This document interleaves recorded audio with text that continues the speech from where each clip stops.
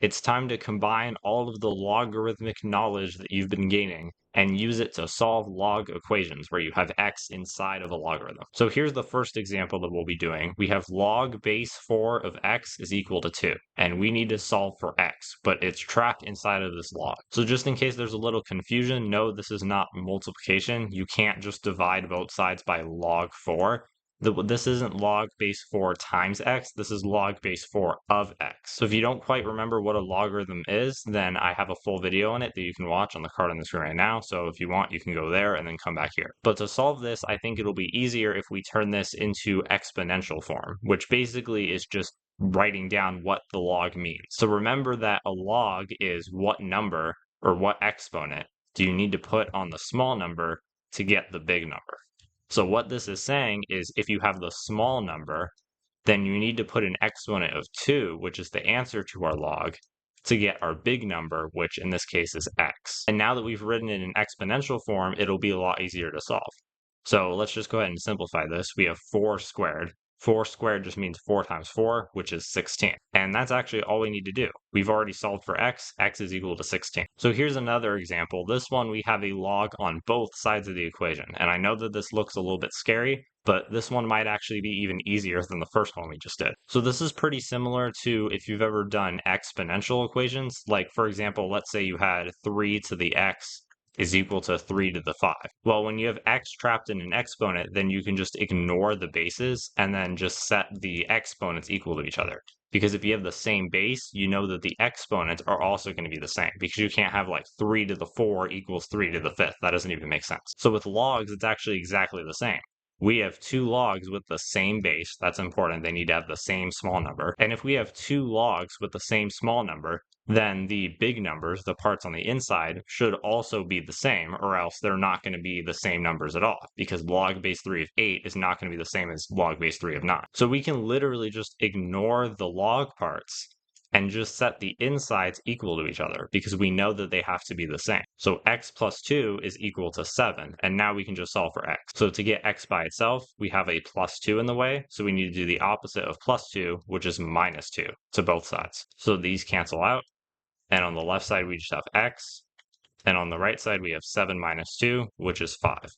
So our final answer is x is equal to 5. Now here's a little bit of a harder one. I know this one looks even scarier than the last one because we have 3 logs going on, but we're actually going to combine all the things we did before, and we're also going to use properties of logarithms. So properties of logarithms is basically how we combine different logarithms, and I do have a full video on that as well. So if you're not sure how to do that, you can watch the video on the card.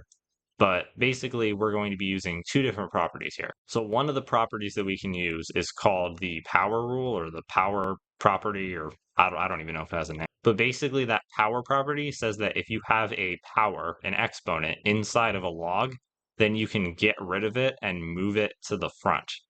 So we had a power of 3, we now moved it to the front, and we have 3 times log base 2 of 8. But this actually works the other way as well. If we have a number in front of a log, we can move it to where an exponent would be inside of the log. So this is going to become, without the 3 now, log base 2 of 2 to the 3.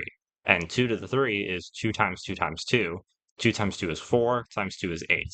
So this is going to become log base 2 of 8, and everything else is going to stay the same. Now you might be wondering why we just randomly decided to do that.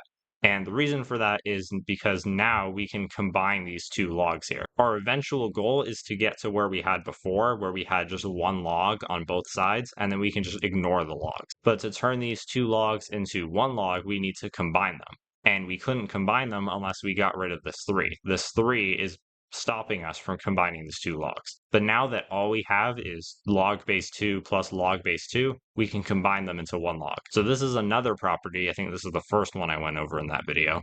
It's the product property, or whatever you want to call it. Basically, if you're adding 2 logs together, and it's important that the small numbers are the same. When the 2 small numbers are the same and you're adding 2 logs, then you multiply what's inside of them. So we're going to combine this into 1 log base 2. But on the inside, we're multiplying 8 and x plus 1. So let's go ahead and do that off to the side. So we're multiplying 8 times x plus 1.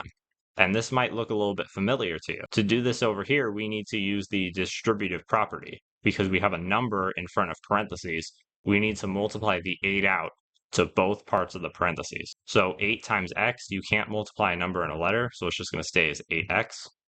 And then that's going to be plus 8 times 1, which is 8. So log base 2 of 8 plus log base 2 of x plus 1 are going to combine and become log base 2 of 8x plus 8. And that's going to be equal to log base 2 of 5, just like what we have over here. So we've successfully whittled this down into one log on each side of the equation. And because they have the same base, that makes it even better. Because whenever we have two logs of the same base just on either side of the equation, and that's all we have, then the insides must also be equal to each other. So we can just ignore the logs and set the insides equal. So 8x plus 8 is going to be equal to 5. And now we can just solve for x like normal. So I'm going to get rid of this plus 8 first before we get rid of this 8 because it's less attached to x. So we have plus, we need to do the opposite, which is minus, and subtract 8 from both sides. So these cancel out. And on the left side, we just have 8x. And on the right side, we have 5 minus 8. Think of it as dollars. You got $5 and then lost 8, so you're down 3, so minus 3. And now I'm running out of room here, but basically this is multiplication.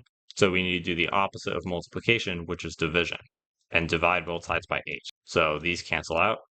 And I'll move this over here. On the left side, we have x. And on the right side, we have negative 3 over 8. You can't simplify that fraction, so we're just going to leave it as negative 3 over 8. And there you go. We've got an x by itself, so this is the answer to our equation. So that's how you solve logarithmic equation. And you might be feeling proud of yourself because now you know what the log button does on your calculator. But there's actually one other log button on your calculator, and that's the ln button, or natural logarithm. So if you want to learn what a natural logarithm is, you can watch this video right here. And as always, if you have any questions about this video, go ahead and leave it in the comments and I'll be sure to answer your question. Thanks for watching.